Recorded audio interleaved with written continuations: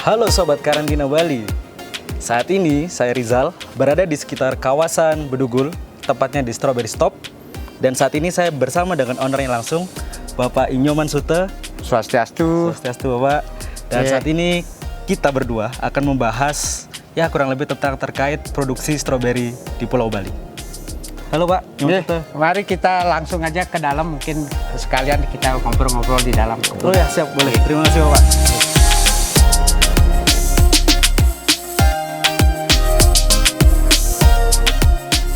Ya ini deh kebun kita. Pak, ya. Ini sistemnya vertikultur yang bertingkat. Pak Sute, Ya. sebenarnya Strawberry Stop ini apa sih Pak? Strawberry Stop itu sebenarnya nama-nama untuk gampang diingat aja. Oh, Cuma dasarnya dari kita itu kan supplier dulu Pak. Oh, Sebelum supplier. ada Strawberry Stop kita supplier dulu. Jadi karena kita punya stroberi kurang lebih 1 hektar waktu itu, kita disarankan untuk membuat rumah makan stroberi. awalnya Gitu. rumah Ya, makan itu- stroberi. Ya, karena kebutuhan hotel, restoran pada saat itu kan stroberi boleh dikatakan langka gitu. Itu sejak kapan itu Pak? 1986 ya 1986. startnya kita ya. Nah, kalau boleh tahu Pak Sute, Ya. waktu itu tuh apa Pak yang bikin Pak Sute kok tertarik untuk memulai produksi atau usaha di bidang stroberi ini? Ya, baiklah, secara umum kita berbicara petani dulu ya. Karena petani itu kan sebelumnya belum tahu peluang pasar antara produsen sama konsumen gitu. Jadi kita maunya dari hulu ke hilir. Sebelum kita mengarah ke pertanian, kita menjadi supplier dulu. Kebutuhan apa sih yang menjadi kebutuhan hotel secara ekonomis kita bisa diuntungkan gitu. Karena stroberi, sayur-sayur import itu kita datangkan dari luar masalahnya pada saat itu. Dan akhirnya dengan perjalanan itu kami belajar untuk mencoba, untuk berlatih sendiri, otodidak dulu, untuk mengembangkan tanaman stroberi, sayur-sayur import dan herb-herbnya. Jadi dari sana kita belajar untuk melihat peluangnya gitu. Oh, berarti awalnya untuk bertani gitu. supplier, Ya. terus kemudian setelah mengetahui kebutuhan pasar, Ya. Bapak memulai produksi sendiri. Ya betul. Ya. Berarti saat ini Bapak masih menjadi supplier di hotel-hotel. Saya sebagai supplier sudah berhenti 2007. Oh, 2007. Cuma memotivasi petani-petani muda itu masih Oh, banyak. gitu. Saya. Itu orang-orang yang pernah belajar menimba ilmu di sini tuh dari mana aja tuh Pak? Dari hampir seluruh Indonesia, kabupaten dan provinsi di Indonesia, perguruan tinggi juga banyak. Dari Unsri, UPN, Undana, UNUD, sudah semua hampir.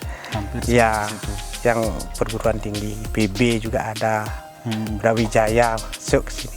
Pokoknya yang mau sharing dengan kita, welcome datang. Berarti semua kan Bapak Sute berikan ilmunya. Iya. Kalau di sini kan kita di model vertikultur Pak ya, Ya, dengan drip irrigation.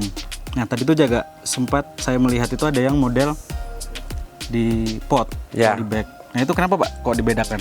ya itu secara ekonomis kita melihat pendanaannya Pak ya. Jadi kalau yang punya uang, petani misalnya yang punya uang lebih banyak, ini kan lebih nyaman mereka kerja.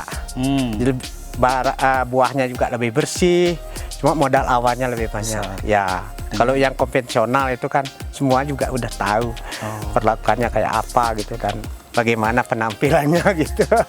Berarti secara tidak langsung Pak Sute ini memberikan perbandingan Pak ya? Ya, Dengan teknologi itu seperti ini, ya dengan profesional cara- sama konvensional gitu. dengan harga yang modal Ya. besar, cuman dengan modal yang cukup seadanya, ada alternatif Bisa lain dikerjakan gitu. dengan cara polybag. Berarti dari awal produksi, Ya, lewat budidayanya, sampai panen, pasar. bahkan sampai pasar akan Ya. Pak Sute Saya sering kok itu bantu sampai informasikan pasarnya, di ya. sini untuk teman-teman yang mau Ya, belajar. buka linknya untuk pasarnya itu. Apa harapan Bapak dengan mereka-mereka yang datang ke sini? Mudah-mudahan harapan saya itu regenerasi kita lebih bagus dari sekarang gitu aja. Pokoknya produksinya, pasarnya, karena kita kawal dari depan juga itu, Semua sampai ke Pak, belakang ya, dari hulu ke hilir, supaya jangan sampai di tengah-tengah mereka tuh berhenti gitu. Akhirnya tumbuhlah rasa kapok jadi petani itu. Padahal ke petani itu kalau udah dikerjakan dengan baik sangat menguntungkan. Akan langsung Karena mengubah ya. setiap orang itu kan butuh makanan, itu aja bodohnya. Pengalaman Bapak ketika menjadi supplier, ya bahkan sampai saat ini ketika masih memberikan informasi kepada teman-teman ini, pernah nggak Pak bersentuhan langsung dengan karantina? Kalau misalnya saya bawa stroberi ke Jawa di Gilimanuk, kita masuk ke karantina. Akan di karantina. Ya, masuk karantina, dicek di sana, baru kita lewat. Oh, oke. Misalnya kita bawa stroberi, apakah betul ini stroberi, jumlahnya berapa ton, berapa kilo, dikasih surat, langsung deh berangkat. Langsung berangkat. Ya, saya juga khawatir nanti kalau tidak ada rekomendasi dari karantina, di jalan itu ada apa-apa, nanti saya yang repot. Sobat karantina, harapannya siapapun kalian dan dimanapun kalian yang ingin belajar lebih dalam lagi tentang stroberi, kami sangat merekomendasikan untuk langsung ke pakarnya yang mengangkat nilai stroberi di Bali. Oke, dan jangan lupa lapor karantina.